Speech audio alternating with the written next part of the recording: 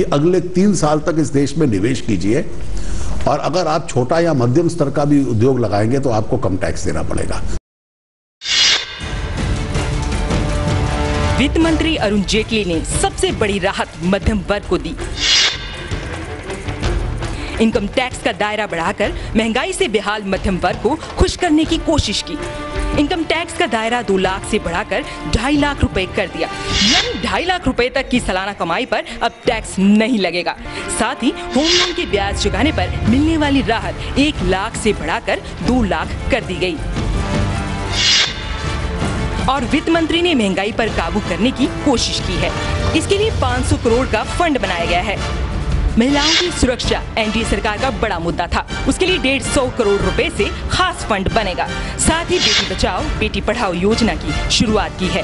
वित्त मंत्री ने तंबाकू उत्पादों पर एक्साइज ड्यूटी बढ़ाकर सिगरेट, बीड़ी, पान मसाला, गुटखा को महंगा कर दिया है। इसी तरह कोल्ड ड्रिंक्स में भी 5% एक्साइज ड्यूटी बढ़ा दी है। इसी तरह रेडियो टैक्सी भी महंगी हो जाएगी। वित्त मंत्री ने सबसे ज्यादा जोर गाँव और छोटे शहरों के विकास पर दिया है। बड़े शहरों के पास स्मार्ट सिटी बनाए जाएंगे। इसके लिए विदेशी निवेश का सहारा लिया जाएगा। किसानों को 7% की सस्ती दर पर कर्ज का प्रावधान किया गया है। तो सिंचाई और गाँवों में बिजली के लिए भारी भरकम रकम दी गई है। नेशनल रूरल इंटरनेट और टेक्नोलॉजी मिशन के लिए 500 करोड़ रुपए का प्रस्ताव। अनुसूचित जाति के युवाओं को रोजगार के लिए 200 करोड़। मोदी की ड्रीम प्रोजेक्ट सरदार पटेल की ऊंची प्रतिमा के लिए 200 करोड़। गंगा अभियान के लिए 2000 करोड़ से ज्यादा रकम का प्रावधान किया गया है। वित्त मंत्री ने सरकार का खर्च घटाने के लिए आयोग बनाने का प्रस्ताव दिया है।